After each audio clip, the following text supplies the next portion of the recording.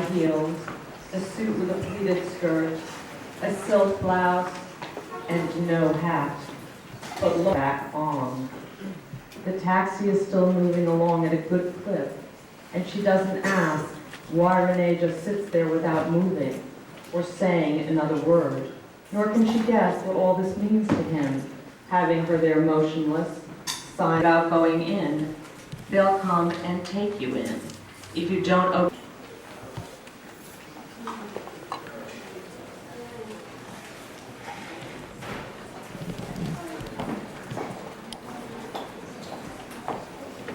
Well, I'm not going to read from nude. I'm going to follow that up with, I'm going to read from Venus Infers by Leopold Mason. Your sex, cruel in matters of love. What you call cruelty, the goddess of love reported, is the very substance of sensual and natural love. It is woman's true nature to give herself wherever she loves and to love whatever pleases her. But can there be greater cruelty for a lover than a beloved's infidelity? Alas, she replied, woman is faithful as long as she loves, but you demand that she be faithful without love and give herself without enjoyment. Who is cruel then, woman or man? You northerners take love too seriously. You speak of duty where it is purely a question of pleasure. Yes, madam, as far as love is concerned, our feelings are honorable and virtuous, and our relations are durable. And yet, interrupted the lady, you nurse a secret craving for a life of sheer paganism. You modern men, children of reason, cannot begin to appreciate love as pure bliss and divine serenity. Indeed, this kind of love is disastrous for men like you, for as soon as you try to be natural, you hurt. But if one of you so much as dares to kiss my crimson lips, roses, violets, and myrtle bloom everlastingly, their fragrance is not for you. Stay in your northern mist and Christian incense and leave our pagan world to rest under the lava and the whirlpool. Do not dig us up. Pompeii was not built for you, nor were our villas, our baths, and our temples. You do not need the gods. They would freeze to death in your climate. The lovely marble creature coughed and rearranged the sable around her shoulders. Thank you for the lesson in classics. Man and woman are natural enemies. Love may unite them briefly to form one. Said the Lady Venus impertinently. And that you know better than I. Of course. That is why I have no illusions. In other words, you are now my slave without illusions, and I shall trample you mercilessly. Madam, you do not know me yet. I admit that I am cruel, since the word gives you something. She grasped my arm with her marble hand. Wake up, she repeated, this time in a low, gruff voice. I strained to open my eyes. I could see the hand that was shaking me, but suddenly it turned to tawny brown, and the voice became the husky, alcoholic voice of my Cossack, who stood towering above me. Do get up, said the good fellow. This is disgraceful. What is disgraceful? To fall asleep with your clothes on and a book in your hand. He snuffed the candles, which had burned right down, to pick up the volume that had fallen from my hand. He looked at the title page. Aha, Hegel. Besides, it is time we left for Mr. Severin. He's expecting us for tea. Thanks.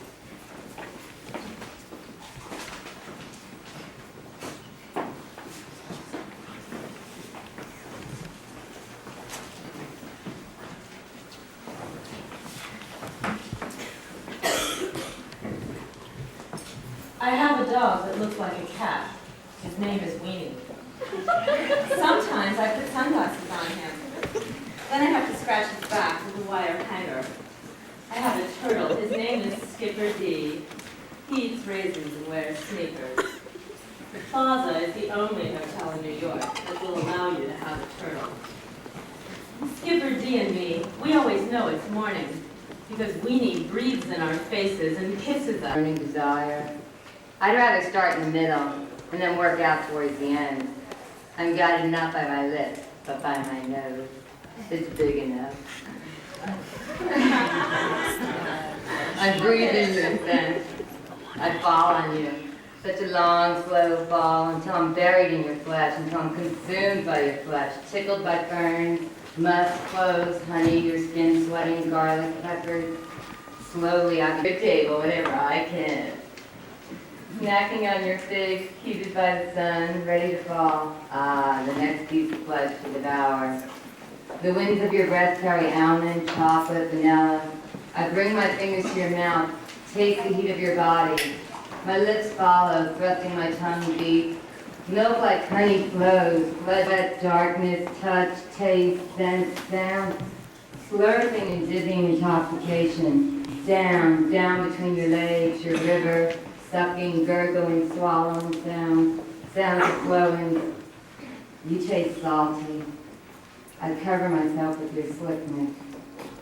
Release, hot, seasoned, metallic, sweaty, completely cooked, totally raw. Marinade.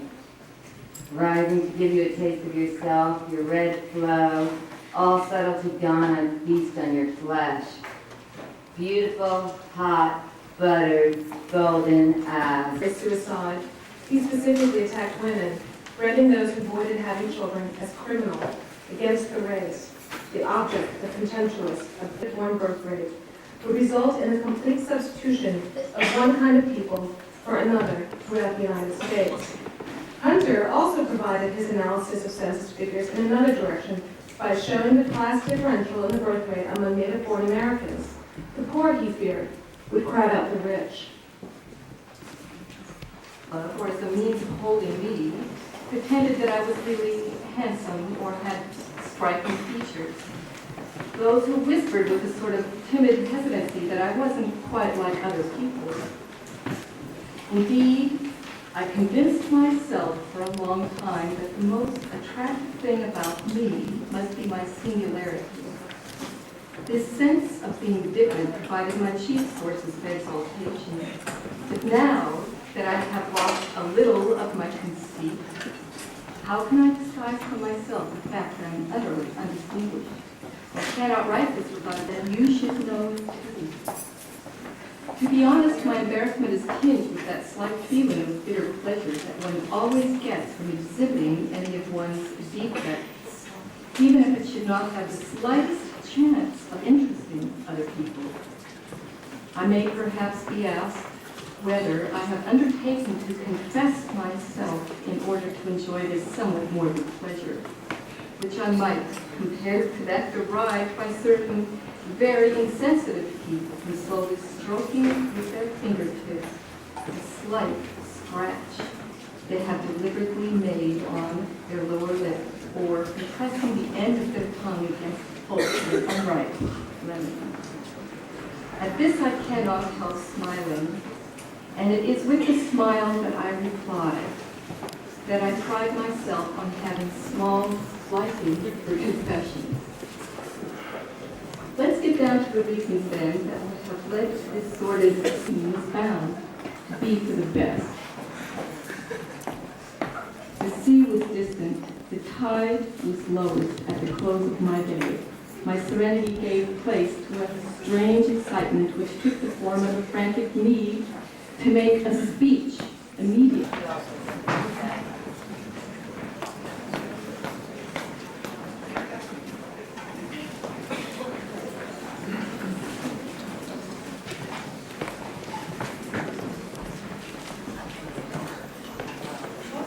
He brought me into his garden. My brother, Susie, brought me into his garden. I strolled with him among the standing trees. I stood with him among the fallen trees. By an apple tree, I poured out plants from my womb. I placed plants before him.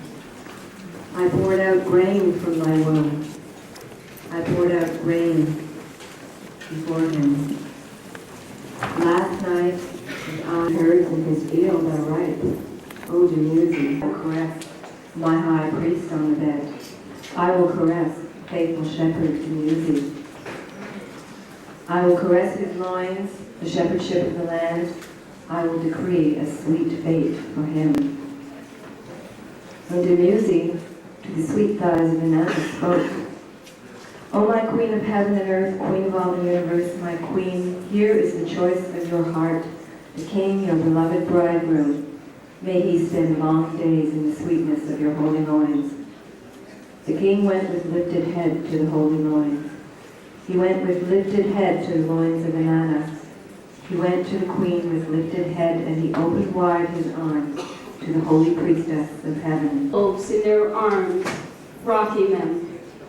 Then they crowned their hair with leaves, ivy, oak, and flowery byrony. One woman struck her ivy tyrus on a rock, and a fountain of cool water came bubbling up. Another drove her wand into the ground, and where it struck, a spring of wine poured out. Those who wanted milk scratched at the earth with their bare fingers, and white milk came welling up. Pure honey spurted, streaming from their ivy wands. If you had been there and seen these wonders for yourself,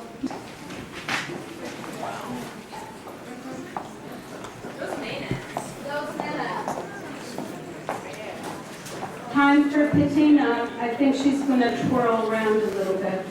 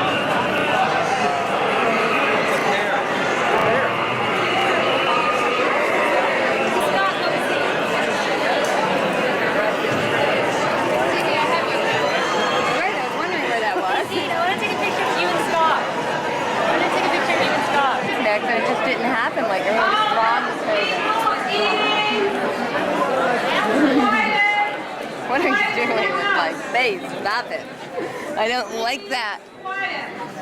In 5 minutes, there's going to be a musical performance by Ben Neal. After Patina twirls some more, and you have to stop being around the table and go back to your piece, because it's going to be, the lights will be turned off. You will get that later. Hey. Is it really? Yeah. Like you care. You go off his way. Let you know now.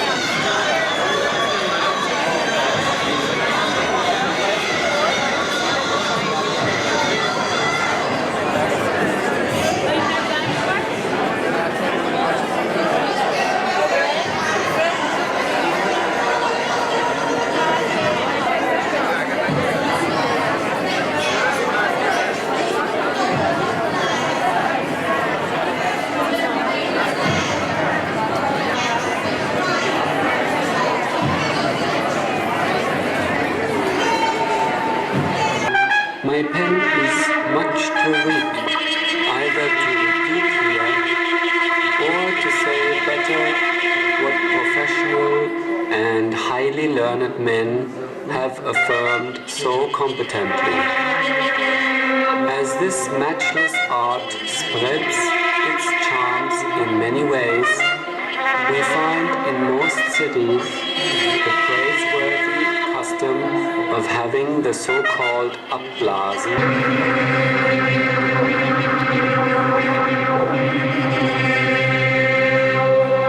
I knew there was a plant there, and I seen the cattle around, and I thought that they made something for the cattle like food, because it said feed material. And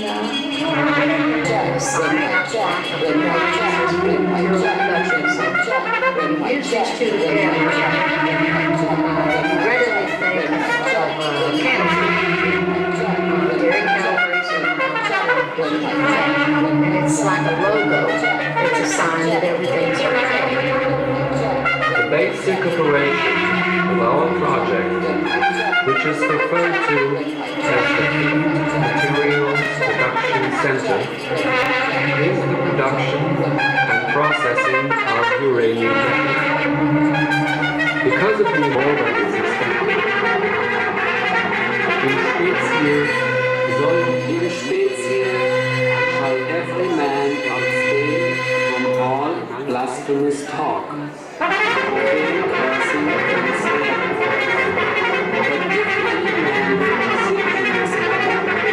Shout about any praise from our operation on blasphemous talk, profane cursing, so that we will be only talking about any praise from our operation on blasphemous talk, about any praise.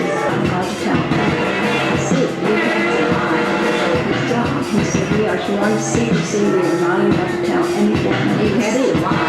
He said, we are to run secrecy, we are not allowed to tell. And he had to lie. He said, we are to run secrecy, we are not allowed to tell. He said, we are to run secrecy, we are not allowed to tell anything. He had to lie. We are to run secrecy, we have to lie. And he had his job. The production and processing of uranium and processing of uranium and processing of uranium and processing of uranium and processing of uranium and processing of uranium and processing of uranium and processing of uranium and processing of uranium and processing of uranium and processing of uranium.